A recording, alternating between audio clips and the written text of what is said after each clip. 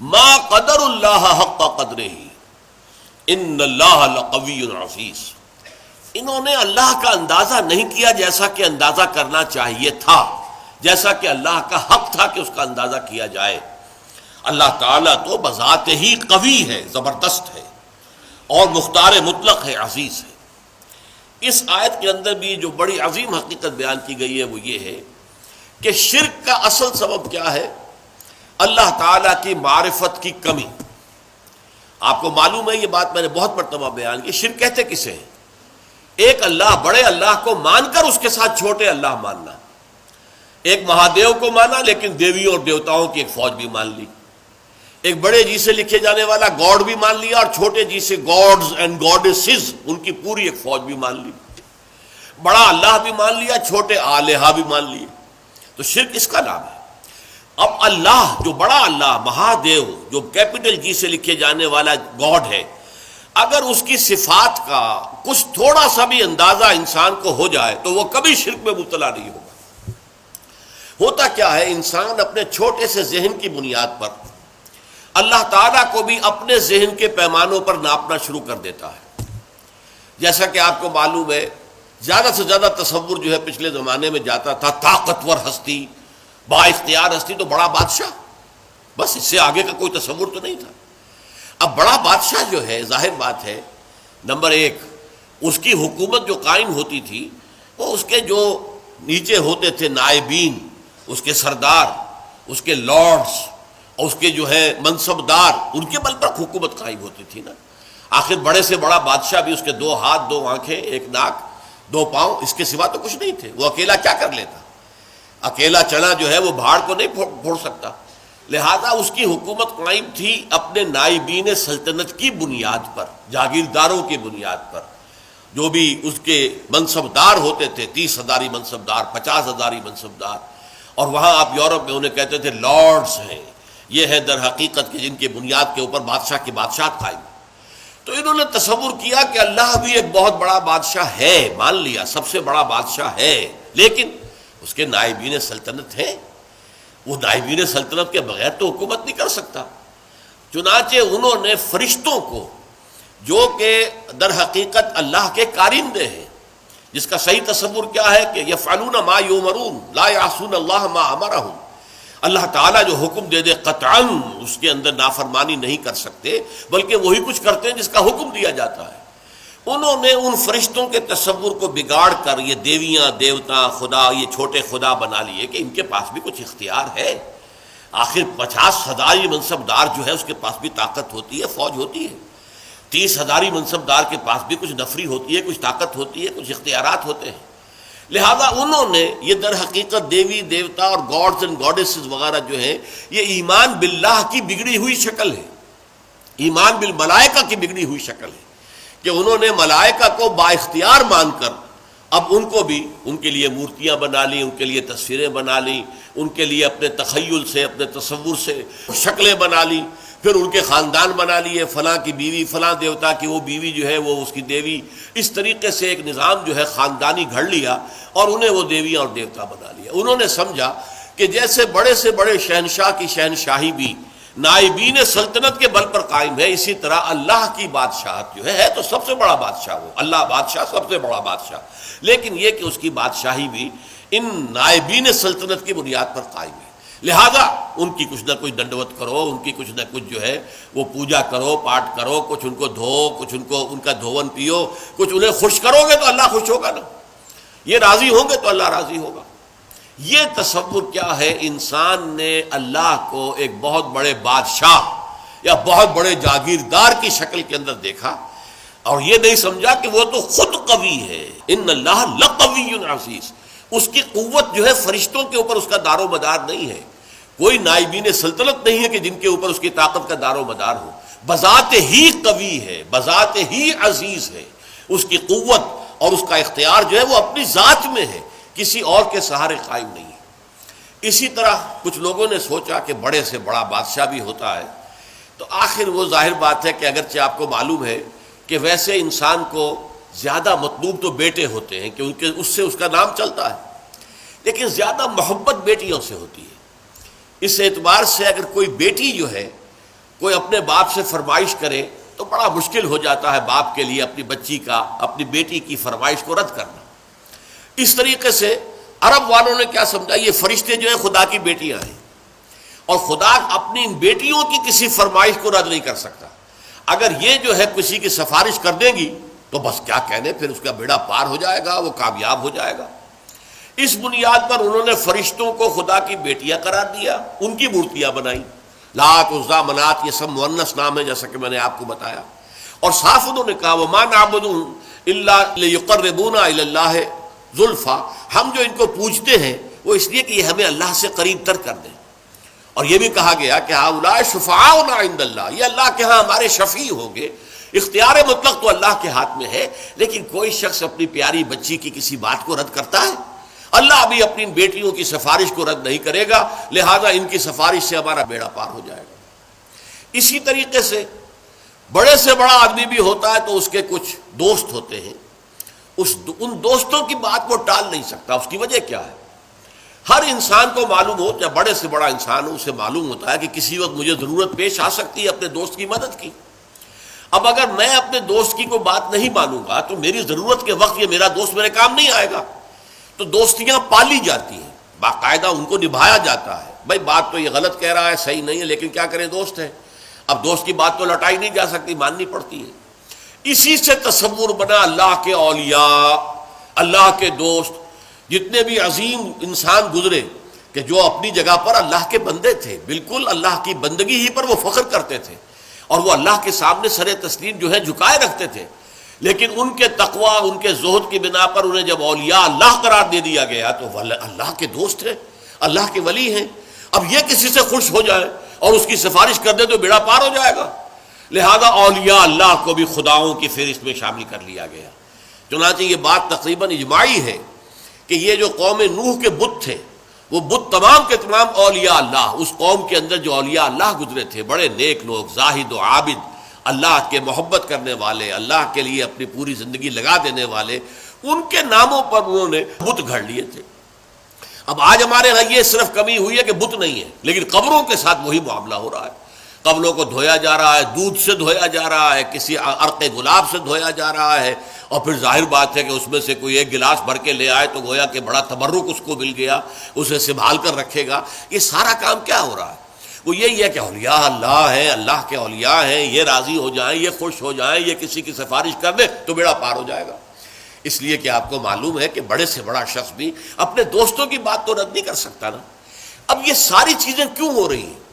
کہ تم نے اللہ تعالیٰ کو انسان سمجھا ہے اور بڑے سے بڑے انسان پر قیاس کر لیا ہے۔ بادشاہ ہو، بہت بڑا جاگیردار ہو، عام ایک کاشتکار جو ہے غریب، وہ شاید بادشاہ کو بھی نہ جانتا ہو کس بلا کا نام ہے، اسے تو معلوم ہے ہمارا جاگیردار ہے، جو چاہے کرتا ہے، جس کی بیٹی چاہے اٹھا کر لے گا، جس کا جو چاہے کام کرے، اس کو کوئی چیلنج نہیں کر سکتا، اس کے اختیارات مطلق ہیں، بس جاگیردار۔ اسی پر انہوں نے قیاس کر کے اللہ تعالیٰ کے ساتھ یا نائبین سلطنت گھڑ لیے، یا اللہ کی بیٹیاں بنا لی، یا اللہ کے بیٹے بنا لیے، یا یہ کہ اولیاء اللہ کے ساتھ وہ معاملہ کرنا شروع کر دیا جو اللہ کے ساتھ کرنا چاہیے تھا۔ یہ ہے اصل سبب، ما قدر اللہ حق قدرہ، وہ اللہ کا اندازہ نہیں کر سکے۔ اللہ کی حکومت کسی کے بل پر قائم نہیں ہے، اللہ کسی کا دست نگر نہیں ہے، اللہ کو کسی کی حمایت کی ضرورت نہیں ہے، اللہ بذات ہی القوی ہے، اسے کسی فرشتے کی حاجت نہیں ہے، جو چاہے جب چاہے بغیر کسی فرشتے کو بیچ میں لائے ہوئے اللہ تعالیٰ کر سکتا ہے۔ آنے واحد کے اندر اس کا ایک حرف کن ہوگا اور بڑی سے بڑی بات ہو جائے گی۔ ہاں وہ چاہے تو فرشتے کو بھیج دے گا، جاؤ یہ کام اس طرح کر دو، لیکن انہیں اس سے زیادہ حیثیت فرشتے کی نہیں ہے۔ وہ اللہ کے فرشتادے ہیں، اللہ کے کارکن ہیں، اس کے سوا کچھ نہیں۔ اولیاء اللہ اللہ کے دوست ہیں، یقیناً کوئی شک نہیں، لیکن یہ کہ ان کے ہاتھ میں اختیار مطلق نہیں ہے کہ جس کو چاہے بخشوا دے۔ اللہ تعالیٰ کا اختیار ہے، وہ جس کی چاہے گا شفاعت سنے گا، مانے گا، جس کو اجازت دے گا وہ صرف شفاعت کے لیے زبان کھول سکے گا۔ یہ ساری چیزیں جو ہیں یہ تمام اپنی اپنی جگہ پر بیٹھ جائیں تو پھر شرک کا خاتمہ ہو جائے گا، اللہ تعالیٰ کی عظمت جو ہے وہ دل پر اجاگر ہو جائے گی۔ اب اسی پر قیاس کیجئے، جو اللہ کی عظمت کا اندازہ کر لے، جو اللہ کے حسن و جمال کی کوئی جھلک دیکھ لے، کیا وہ دنیا میں کسی اور شے کا پرستار ہو سکتا ہے؟ اللہ کا حسن، اللہ کا کمال، اللہ کا جمال، اللہ کی قدرت کاملہ، اللہ کا علم کامل اگر کوئی اندازہ ہو جائے تو کیا آپ اپنے نفس کے غلام بن سکیں گے؟ افرأیت من اتخذ الہہ ہواہ، کیا آپ وطن کو معبود بنا سکیں گے؟ ان تازہ خداؤں میں بڑا سب سے وطن ہے، جو پیرہن اس کا ہے وہ مذہب کا کفن ہے۔ کیا آپ نیشنلزم کے بخار میں مبتلا ہو سکیں گے؟ کیسے ممکن ہے؟ کیا کوئی جھوٹا نظریہ جو ہے ایک تصور کے حسن مبہم پر ساری ہستی لٹائی جاتی ہے؟ کمیونسٹوں نے اپنی جانیں دی ہیں کس لیے کہ ایک آئیڈیل خواب ان کو لوگوں نے دیکھا کہ کلاس لیس سوسائٹی ہمیں بنانی ہے، جس میں استحصال نہ ہو، جس میں کسی پر جبر نہ ہو، کسی پر ظلم نہ ہو۔ ایک خواب تھا، تصور تھا، وہ ایک دن کے لیے بھی نظام قائم نہیں ہو سکا، لیکن جن لوگوں نے اس تصور کے اور اس خواب کو قبول کر کے جانیں دی ہیں، آپ ان کا تصور کیجئے۔ ایک تصور کے حسن مبہم پر ساری ہستی لٹائی جاتی ہے، ساری ہستی لٹا دی، لوگوں نے جانیں دے دی۔ تو لیکن یہ کہ اللہ کا اگر انسان کو اللہ کی معرفت کا کچھ حصہ حاصل ہو جائے، اللہ کی قدرت کاملہ، اللہ تعالیٰ کے علم کامل، اللہ تعالیٰ کا ہر جگہ ہر آن موجود ہونا، اللہ کا ہمارے ساتھ ہونا، ہماری رگے جاں سے بھی قریب تر ہونا، یہ ساری اس کی صفات کمال جو ہے، اگر واقعتاً اس کی کوئی جھلک انسان دیکھ پائے، دیکھیے میں کہہ رہا ہوں دیکھ پائے، ایک یہ کہ عقیدہ ہے ہمارا، عقیدہ اور شے ہے، اگر آپ کو یہ محسوس ہونے لگے، اگر یہ آپ کا حال بن جائے، اگر یہ آپ کی وجود کے اندر سرایت کر جائے، تو یہ ہے پھر سب سے اونچا مقام، یہ ہے کہ جس سے پھر آپ بری ہو جائیں گے ہر نوع کے شرک سے۔ کیا فرشتے اور کیا اولیاء اللہ اور کیا انبیاء اور رسول، انبیاء اور رسول بھی اللہ تعالیٰ کے ایک کام کے اوپر معمور ہے، وہ تو کانپتے رہتے تھے کہیں ہم سے کمی نہ ہو جائے، کہیں ایسا نہ ہو کہ ہماری طرف سے تو کوتاہی نہیں ہو رہی، کہیں اللہ تعالیٰ کے ہاں ہم نہ پکڑے جائیں کہ یہ لوگ ایمان اس لیے نہیں لا رہے کہ شاید ہماری طرف سے تبلیغ اور دعوت میں کوئی کمی ہو رہی ہو۔ ان کا حال تو یہ ہوتا تھا۔ اولیاء اللہ کا معاملہ کیا تھا؟ یقیناً انہوں نے اپنی زندگیاں جو ہے لوگوں کو خیر کی طرف دعوت دینے میں صرف کی ہے، لیکن خود ان کی اپنی زندگی دیکھو، وہ مکمل عبد تھے۔ سب سے بڑھ کر یہ کہ محمد الرسول اللہ جو حبیب اللہ ہے صلی اللہ علیہ وسلم، ان کی بھی نسبت عبدیت مقدم ہے، نسبت رسالت مؤخر ہے۔ اشہد ان لا الہ الا اللہ وحدہ لا شریک لہ واشہد ان محمدًا عبدہ ورسولہ، عبدیت مقدم ہے، رسالت مؤخر ہے اس پر۔ آپ کی اصل نسبت جو ہے، میں نے بارہا اس کو بیان کیا ہے، قرآن مجید میں جہاں کہیں بھی ایسا مقام آتا ہے کہ بہت ہی شفقت اور محبت اور اپنائیت کا اظہار ہو حضور کے لیے، وہاں حضور کی نسبت عبدیت کو واضح کیا جاتا ہے۔ سبحان الذی اسریٰ بعبدہ لیلا من المسجد الحرام الی المسجد الاقصی، یہ کیا تھا؟ اس قدر بڑا واقعہ ہو رہا ہے، معراج کا واقعہ ہو رہا ہے، لیکن کیا عبد کا لفظ لایا گیا، سبحان الذی اسریٰ بعبدہ، جو اپنے بندے کو لے گیا۔ عبدہ جو ہے وہ اصل نسبت ہے۔ سورہ کہف کے اندر الحمدللہ الذی انزل علی عبدہ الکتاب ولم یجعل لہ عوجا، تبارک الذی نزل الفرقان علی عبدہ لیکون للعالمین نذیرا۔ عبدیت ہے اصل نسبت محمد الرسول اللہ صلی اللہ علیہ وسلم کی۔ جب آپ کی عمر زیادہ ہو گئی تھی، اگرچہ آپ کی عمر جو ہے عام اعتبارات سے زیادہ نہیں ہوئی، لیکن یہ کہ بہرحال کچھ نہ کچھ آخری ایام میں آپ کا جسم بھاری بھی ہو گیا تھا، اور آپ رات کو جب کھڑے ہوتے تھے تو آپ کے پاؤں متورم ہو جاتے تھے۔ اس پر یہ ہے کہ کچھ لوگوں نے کہا آپ اپنے کو کیوں اتنی مشقت جھیل رہے ہیں، کیوں آپ اتنی تکلیف جھیل رہے ہیں؟ آپ کے تو اللہ تعالیٰ، اول تو آپ کے گناہ کا کوئی سوال ہی نہیں، کوئی خطا کسی درجے میں اگر کوئی ہوئی بھی ہو تو اللہ تعالیٰ آپ کے اگلے پچھلے تمام خطائیں معاف کر چکا ہے۔ تو حضور کا کیا جواب تھا؟ افلا اکون عبدا شکورا، تو کیا میں اللہ کا شکر گزار بندہ نہ بنوں؟ اللہ کی نعمتیں جو مجھ پر ہوئی ہیں، جو انعامات ہوئے ہیں، اللہ نے مجھ پر جو فضل فرمایا ہے، اللہ نے مجھے جو مقامات عالیہ عطا کیے ہیں اور جو مزید عطا کرنے کا وعدہ کیا ہے، مقام محمود یہ مجھے عطا کیا جانا ہے، میں اس کا شکر ادا نہ کروں؟ یہ اس کا شکرانہ ہے جو میں ادا کر رہا ہوں۔ میں رات کو کھڑا ہو کر یہ مشقت جھیل رہا ہوں، میرے پاؤں جو ہے ان پر ورم آ رہا ہے، ٹھیک ہے، لیکن یہ سب کچھ کیوں کر رہا ہوں؟ افلا اکون عبدا شکورا، کیا میں اللہ کا ایک شکر گزار بندہ نہ بنوں؟ تو اس اعتبار سے نوٹ کر لیجئے کہ اولیاء اللہ ہوں یا انبیاء ہوں یا رسول ہوں، عظیم ترین شخصیتیں ہوں، ان کا اصل جو ہے، جو سرمایہ افتخار ہے ان کے لیے، وہ تو عبدیت ہے۔ یہی وجہ علامہ اقبال نے بہت خوب انداز میں کہا ہے، جو معراج کی کیفیت کو بیان کیا کہ عبد دیگر عبدہو چیزیں دیگر، ما سراپا انتظار او منتظر۔ اب یہ شعر جو ہے اس وضاحت چاہتا ہے، عبد تو سبھی ہے، خواہشات کا بندہ، نفس کا بندہ، دولت کا بندہ، وطن کا بندہ، یہ سب بندے ہیں، سب بندگی تو ہے۔ عبد دیگر، عبدہو، صرف اسی کا بندہ بن جانا، سب سے ہٹ کر، سب سے آزادی پا کر۔ یہ ایک سجدہ جسے تو گراں سمجھتا ہے، ہزار سجدوں سے دیتا ہے آدمی کو نجات۔ وہ عبدہو جو صرف اللہ کا بندہ بن چکا ہو۔ عبدہو چیز دیگر، یہ شے اور ہے۔ ما سراپا انتظار او منتظر، ہم تو ہمیشہ انتظار میں رہتے ہیں کہ کبھی اللہ کی کوئی تجلی، کوئی کرن جو ہے وہ ہم میں بھی نصیب ہو جائے، اور ان کا انتظار کیا جا رہا تھا۔ شب معراج میں ان کے استقبال کی تیاریاں ہو رہی تھی، ہم منتظر ہیں، وہ منتظر تھے۔ ما سراپا انتظار، منتظر عربی میں معنی ہوں گے انتظار کرنے والا، اور منتظر مفعول ہے جس کا انتظار کیا جا رہا ہو۔ وہ منتظر، ان کا تو انتظار ہو رہا تھا، استقبال کی تیاریاں ہو رہی تھی۔ تو اس چیز کو ذہن میں رکھیے کہ یہ زمین و آسمان کا فرق ہو جاتا ہے جب انسان صرف اس کا بندہ بن جائے۔ اور صرف اس کا بندہ کب بنے گا؟ جبکہ حقیقتاً لا مطلوب الا اللہ، لا مقصود الا اللہ، لا محبوب الا اللہ۔ کوئی درمیانی مقاصد ہو سکتے ہیں، آخری مقصد اللہ۔ چھوٹی محبتیں ہو سکتی ہیں، اولاد سے بھی کرو، بیویوں سے کرو، بیویاں شوہروں سے کرے، اپنے وطن سے بھی کرو، لیکن یہ کہ سب محبتیں جو ہے وہ ایک محبت کے تابع ہو جائے، اللہ کی محبت کے تابع۔